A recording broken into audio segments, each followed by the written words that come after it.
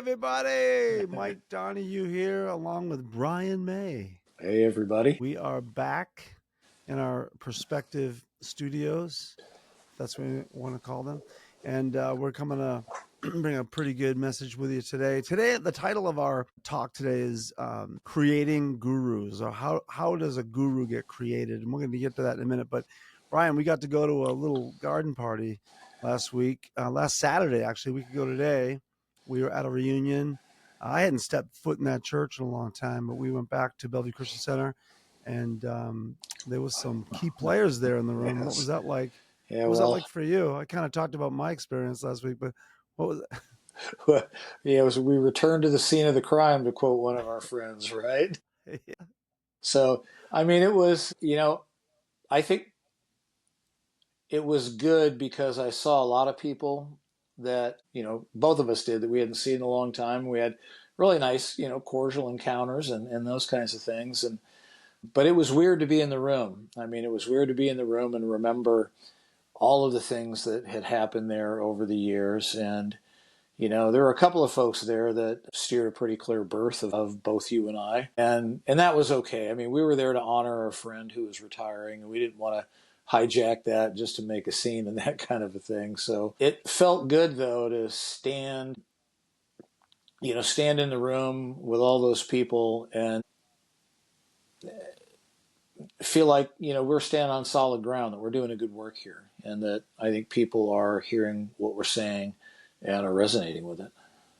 Yeah, I had a lot of people. I wouldn't say a lot. I had probably 5 people come to me and said, "Hey, I'm watching your podcast. I love them. They're really good." One person wanted a book, so that was weird, going out to the car and grabbing a book and bringing it back into that building. Didn't you make a comment about you wanted to see if it was going to burn as soon as it crossed the threshold? Yeah. It did not catch fire as soon as it crossed the threshold. So I guess that's a sign that if there's a side, that we're on the right side. Yeah. Yeah. No, it was weird being. Go ahead. I was going to say, and I want to credit the people who are currently leading the church. They were all very gracious and super nice and happy to see us. And I had a lot of good conversations about the good part of the old days. So that was fun. Yeah, because there was some good times. We've established that quite a bit here. That Yep. It wasn't all, bad stuff. There was some good stuff there too. And yeah. I got some good memories. I had some of the board members from the old school when I was there come over to me and, just said how proud they were of me, of school stuff that I'm doing, not just, right. Was the stuff with Groomed, but also, we're still doing value up in schools, and had a great week actually this week. I left from the party basically and went out to Norfolk area, Nebraska, and did some schools out there. And I had a great week. Had a suicide note. Girl basically said, if you hadn't come, I probably would have taken my life. I don't know if that's, true or not, but I mean, she said it, so I got to take it seriously. I got a hold of the counselor, and so yeah, things like that have been happening. So yeah, it was a good week, but yeah, it was weird being in a room where you knew people really, like, let's just be honest, there were people in there that hated us. They hate us. And they're really upset with us, but not one of them had the guts to come over and say that. So none, or even when we were walking out in the parking lot or something, come over. They won't say it to our faces. So, and I knew that going in. And like you said, we're not going to hijack that reunion or that retirement party just to get our point across. We went to honor him, and right. Maybe they were thinking the same thing, but they haven't made any point to reach out, and that's fine. So that's fine. But we know what we're doing, and what's going on. That's right. So a lot of those, some of the people that were in that room that actually hate us, have presented themselves as gurus. One of them was my guru. I've talked about him before. Rick Lorman. He was in the room, and he was a guru in my mind. Like I made him into almost like an idol, and because he, there was a lot of, we're going to talk about it, but there was a lot of things that he did that made himself available to me as a spiritual guide and a leader. And there's nothing wrong with that. And we're going to unpack what that is and what it isn't. But he did cross some lines, and then it became weird, and it got controlling and manipulative. And, he wanted things for free. And we talked about that when I went overseas and did a bunch of work for him. And, he promised, X amount of money, it was like in the thousands, and then didn't pay me and used, our relationship as a way of, he was my guru. He was my guy. So I get to do this stuff for free. Meanwhile, I have a family and I've got 4 kids I need to feed, and he Yeah. just didn't really care about that. He used that. He leveraged that relationship to get what he wanted, and that's where gurus go bad. I'm getting ahead of us. I'm getting ahead of ourselves here on myself, but let's talk about the making of a guru. And I want to just say this: there's nothing wrong with wanting spiritual guidance. And I think Right. that we need to at times seek spiritual guidance in people that have, maybe walked down the path longer than us and, are farther down the road. And so that's not a bad thing. The Bible supports, follow me as I follow Christ. It supports a lot of mentoring type, there's a lot of scriptures in there that talk about grabbing onto somebody that could, teach you some things. So, but let's talk about that, Brian. What's dangerous about a guru, and what are some earmarks? I mean, I'll just let you take it from here. What do you Okay. think? Well, let's maybe back up a step and just talk a little bit about what you said. It's like what does good guidance look like, right? So I think, and in some of the material that I've read, good guidance is characterized by someone who helps you come to a conclusion or helps you make a decision or points to you and to, I mean, your inner voice or the Jesus within you or whatever, that they aren't telling you what to do. They're just helping you to see clearly what your path might be. They're not trying to control you or manipulate you for their sake. They genuinely have your best interest at heart. Maybe I could tell a quick story from my own experience. This is the early '90s, and I had come to the point in my teaching career where Cheryl wanted to quit her job and stay home. We've talked about I was working for peanuts and I needed to go find a new job, and so we sought out someone who was kind of a guru for us. I mean, she was very influential in both Cheryl and mine's life. We looked to her for spiritual leadership, and she came to our house, and we talked about all of our reasons in the situation. And she looked at Cheryl and she said, Cheryl, she says, listen, I trust the Jesus in you to make the right decision. If Cheryl were to tell you the story, she would say, no one had ever said that to me. No pastor had ever said that to me. No leader had ever said that to me. And she was kind of taken aback by that. So fast forward a couple of days when Cheryl and I went into Gary Hoyt's office to submit my resignation, he looked across his desk and what he said to us was, I'm not going to say that that's God's will for you, which in effect, what he was saying is like, you're going against God's will by leaving so I could support my family and we could, feed my kids, live inside, those kinds of things that people kind of like to do. Right. And so there's a pretty, I think, stark comparison between someone who was leading us in a healthy way and someone who was being more of that manipulative, harmful type of. Right, right. Yeah, I mean, and it's weird because it's the motivation, and you can't always Yeah. know the motivation, right? You don't know. Somebody could have really bad motives, and you would know because the language they use, the way they say it, they protect themselves. But they leverage the fact that they know that you're their leader, or they're I'm sorry, that they're your leader, and that you're going to them for a reason. You're going to them because you want to get some guidance, and they know that, and they can use that if they, obviously, Brian, you're a great teacher, and everybody knew that. I mean, that's been evident since I've known you, and also in the last couple of years since we've been interviewing people and talking to people that had you as a teacher, loved you, and they knew that, they saw that, they knew you were an asset to that organization, and they didn't want to let you go, which is a compliment, but but it's an insult to try to steer you in a direction that's really for their benefit. That's what a guru, I think, does Right. in a harmful way, is that they leverage your admiration for them, because let's face it, at that time, you admired Gary, in some ways. He Yeah. was the leader, and you were friends with him, and you saw some things. Like we said before, there's been a lot of good things that people have done. And Jeannie Mayo, same thing, Yep. Rick.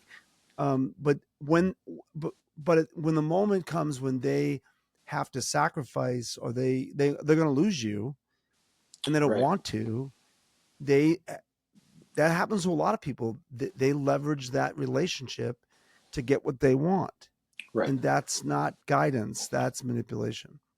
Right. And that's really a key characteristic of, I've looked at so many lists of characteristics of, cult leaders or abusive leaders or those kinds of things. And you highlighted a couple of them. One is that they will push you with advice that to make a decision that maybe you wouldn't ever have made on your own. But their motive there is not for your benefit. The motive there is for their good. They're going to get something from it if they win that conversation. Win probably isn't the right word, but if they can influence you to take what they have to say and do that against what you already feel in your heart you need to do, and it's I think a lot of people have experienced that. I mean, you tend to trust people like that. You put those people in a position of trust. Now, at that point, we were probably there. We probably trusted that, hey, everybody's good people, and they're just going to give you good advice. But to be honest, I walked away from that not a little shocked, but I guess a little dismayed because I felt that we were being played. The other thing that was being played there was the God card, right? Because if you're a person who isn't confident in your ability to make a decision or to seek counsel, but then take that as advice and formulate your own decision out of there. If somebody says, you know what, I can't say this is the will of God to you, effectively they're warning you, hey, you know what, go ahead and make this decision. But if you do, you're going against God. And I mean, who wants to do that, right? Who wants to cross God? Right. Right. I mean that's so manipulative. I mean, um, yeah. I mean, for so many reasons, but it basically slaps you in the face. It comes against the very nature of Christianity, that we all are sovereign beings. We're all separate people that Right, we hear from. We have our own inner voice. We have our own ears to God. Not saying that we're all a bunch of free agents, because again, the Bible does clearly talk about mentorship and having somebody to help guide Peter. I mean, Paul, helped Timothy, and Timothy had his people and that kind of thing. I'm guessing that, pretty educated guess that what Paul was trying to do is guide Timothy in hearing God for himself, and then being confident in that voice.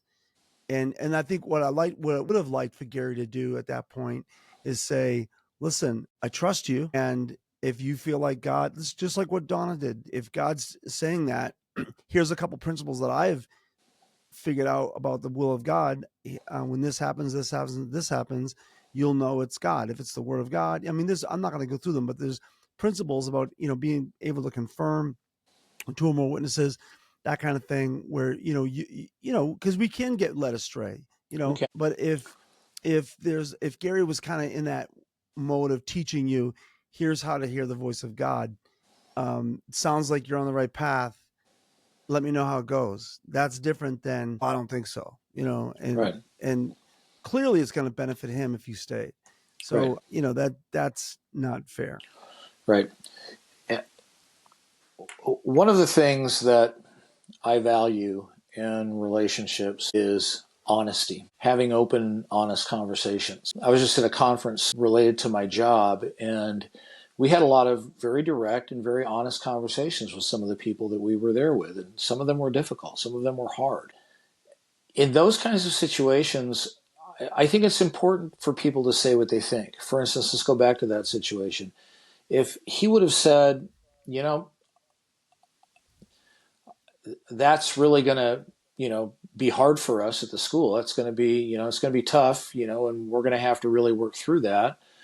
We don't want you to leave, but if you feel like that's what you need to do. And I mean, we had laid out our reasons. I mean, our reasons weren't that I really want to buy a 40-foot boat next year, and so it was more like Can I I needed, feed my kids, please? yeah, right. It's Yeah. like I needed to replace my wife's public school salary, and at which point I shared with people in the early '90s I was making like 13 grand a year. We couldn't live on that, and so it was pretty clear that we had laid out our options here. And what we wanted to do was, and again, it's like Cheryl wanted to stay home with and as we started a family, that was her choice, and she desired to do that. That's neither better than worse or worse than staying in the workforce, but that's what she wanted to do. So those were all things that were good.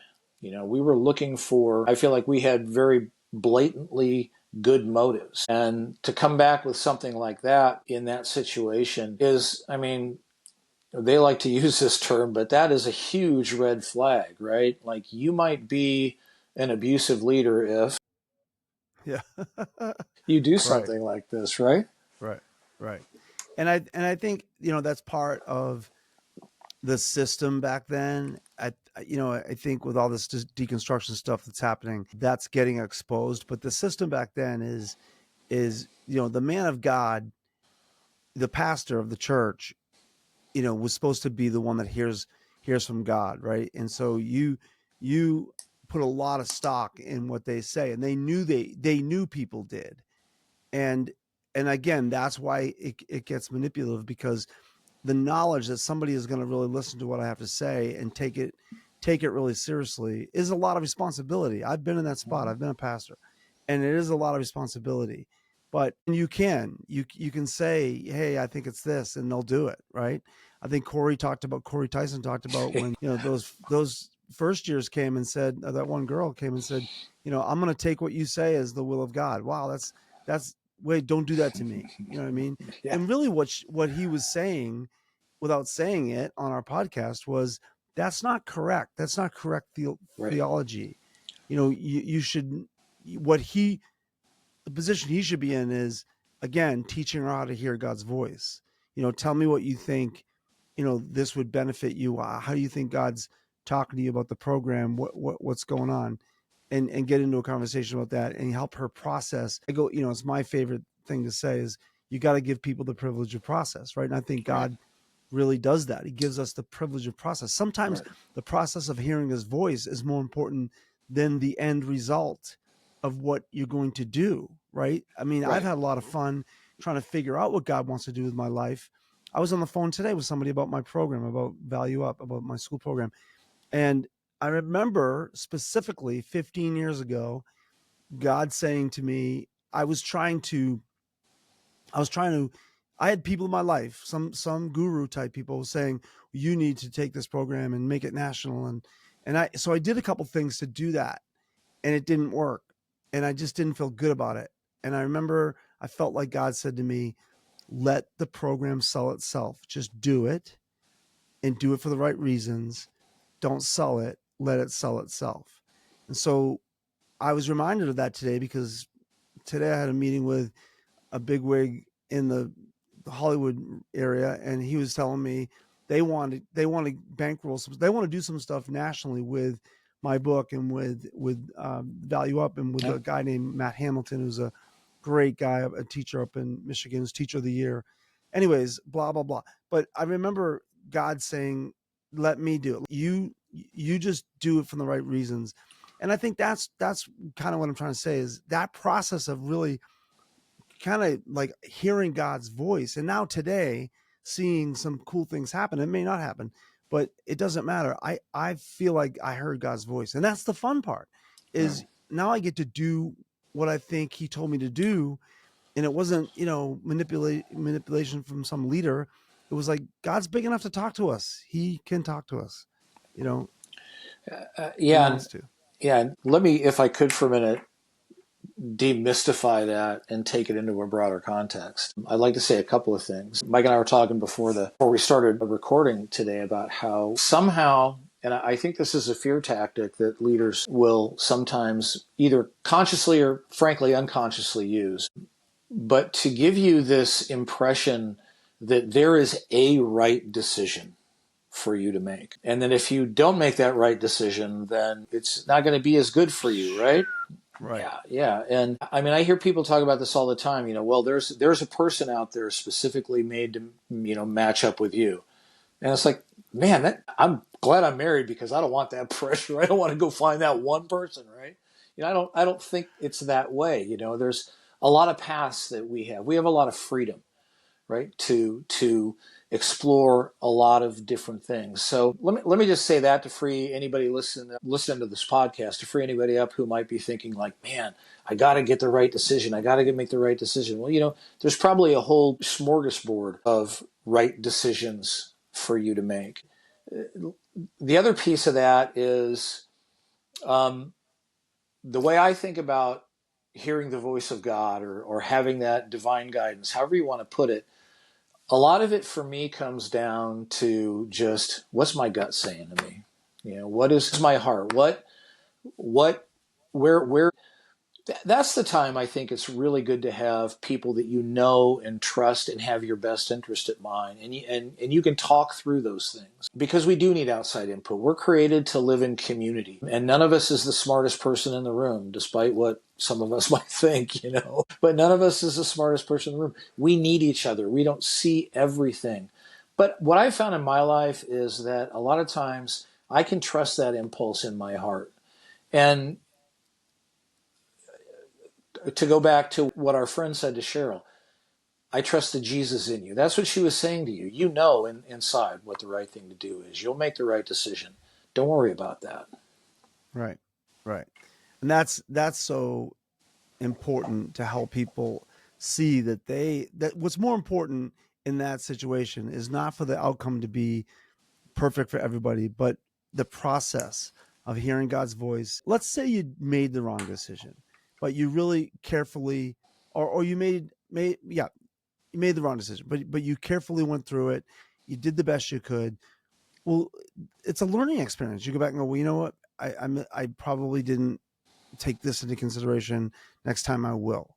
Right? Right. Whatever. I mean, that's part of growing up and processing life and realizing, and becoming more mature, in decisions that you make. I made a lot of dumb decisions when I first started, in ministry and doing things, and I wouldn't do them today. But I'm so glad that I made those decisions because, I heard God's voice. I heard, I got some Right. guidance from Him Right. and other people, but nobody tried to control me. I think one of the things that's tough for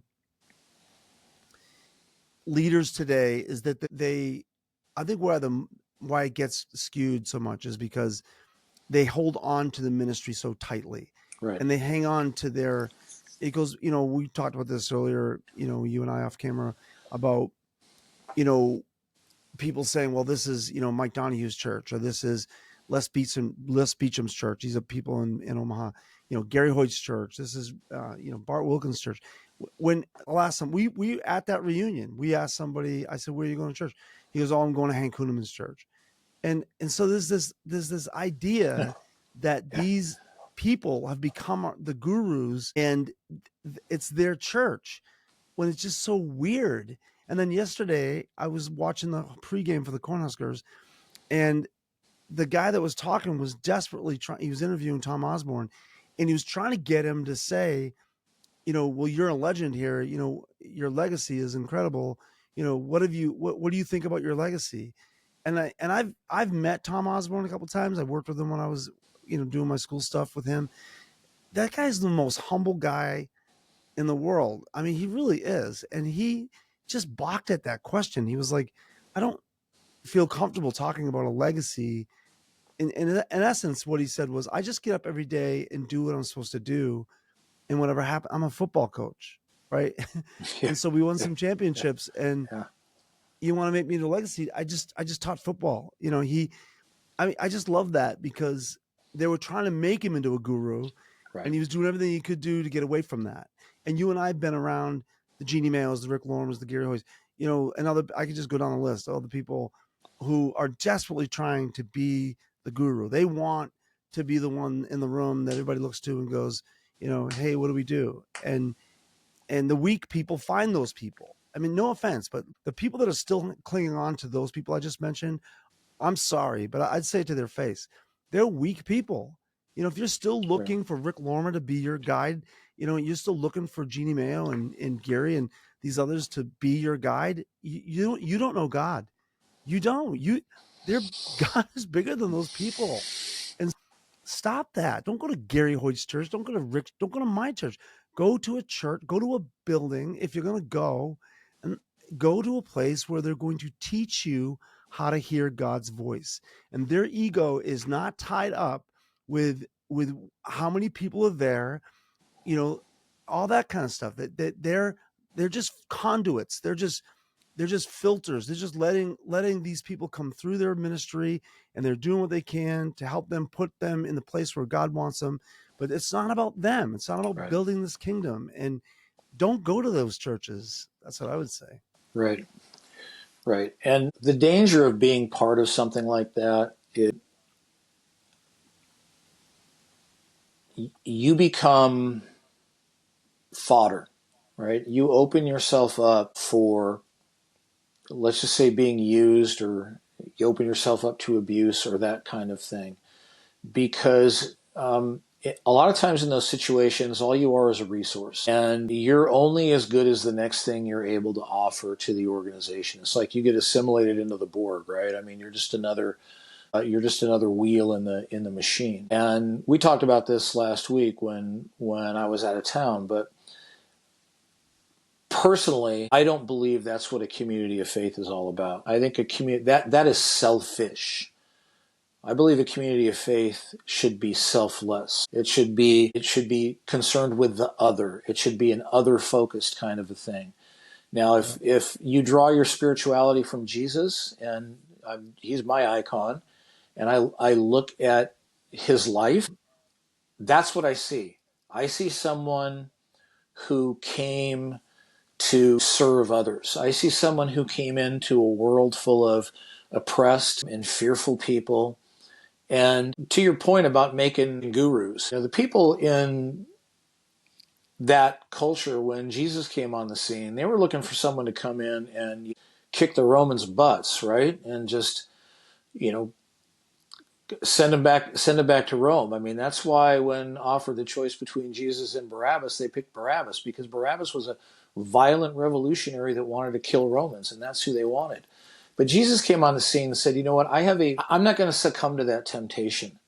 I'm not going to be your hero. I'm not going to be your Superman.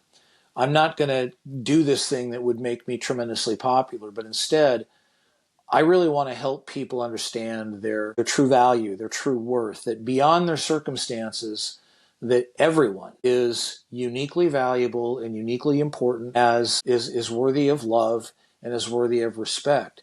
And it's overused, but it's about being a servant. Not a servant like I'm going to bring you your, breakfast in bed, but a servant in that I'm going to be about you. I'm not going to be about me. I'm going to be about you. Right. And that's what true shepherds do. They're Mm-hmm. trying to get the attention off themselves and get it on God, and get that person in a place where they're receiving God's voice. Now I think if somebody is thinks they're hearing from God and it's way off base, where they're going to get hurt or someone's going to get hurt, then the shepherd can be a little bit more poignant in what they say to that person. Like, hey, listen, I really feel like this, and I've been in that spot where, one of my guys was going to get married. He met a girl, and then 2 weeks later they were engaged, and that and my spirit didn't sit right with me, and I went to him and said, I really don't think this is a good idea. I'm still going to love you. I'm not telling you what to do. I'm just saying, really take this back to God, please, because this feels a lot like you're being manipulated, and a hungry need is a dangerous need, and you're hungry for love. And so you're not thinking straight.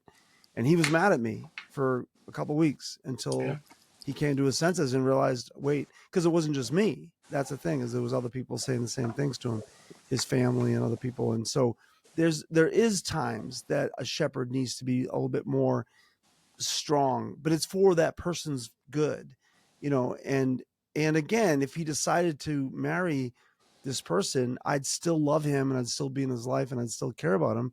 We just have to deal with her, But Right. whatever, Yeah. but that's the Yeah. difference is I'm not, Yeah. it isn't going to serve my ministry if he does or doesn't, get with her. But yeah, we've Yeah. talked about a lot of stuff. I think I want you to sum it up, Brian. Sum up the whole idea of the making of a guru. So I think we all understand when, again, people have our best interests at heart and when they don't. And I'm not going to say it's always intentional, that those who don't, that it's always intentional. A lot of them are just, they're operating out of their own blindness and brokenness. But some of them know what they're doing, right? But it really doesn't matter because at the end of the day, when I'm looking for someone that I'm going to trust to be in a position where I can receive their advice and receive their input, I want to know that they care about me. I want to know that I'm not a cog in their machine. I want to know that I'm just not someone that's there that's going to, well, hey, they're coming to our church. They're going to start giving us money. They're going to serve in this and that and this, the other thing. But that they genuinely care about us. Cheryl and I, we've told you that we are sort of trying a church on for size. And I've had these conversations with the person who leads that church, and I've been really blunt. And the guy said, take your time, figure it out, get to know us, do whatever you need to do. That's not what we're here for. And I believe this guy. I really do. So if you're in a situation where you feel like people don't have your best interest at heart, start asking them questions. Just tell them how you feel. Be direct and go to them and say, "Hey, look, this doesn't feel right to me. Could you explain that to me?" And listen carefully at what you hear and find people in your life that you could trust that are objective. I think all of us will be better off if we're surrounded by people who have the courage to tell us the truth and have our best interest at heart. At the end of the day, that's what we're looking for. There should never be an emotional price tag for honesty. There Yeah, never, in any relationship you have in your life, you should never pay a price for emotionally for honesty. You know what I mean? You never should. You should be able to be honest with that person and and expect a listening ear, and that doesn't change the way they feel about you. They right. love you, and because that's our relationship with God. He doesn't make us pay emotionally for disobedience. He loved us while we were. He did the ultimate sacrifice while we were sinners. In the middle of our sin, he died for us, and so that's an amazing friend. Well, we had a good week, good talk. Brian, love you, man. Missed you last couple of weeks. Been buzzing Yeah. around. I'm going up to Alaska next week, so we'll still do the podcast. So hopefully, you guys will tune in. I like our page. We'd like you to like our. I don't know what they call that. I guess liking our, yeah. Become a member of the Groomed.Connect Like and Facebook subscribe. community. Subscribe. That's the word. Like and That's good. subscribe. Yeah, Yeah. like and subscribe. All right. So yeah, do that, and Yep. we'll keep these coming. Yep. So And hey, thanks, everybody. don't get eaten by a bear while you're gone, okay? No, No. no, I love going up there though. It's pretty gorgeous up there. So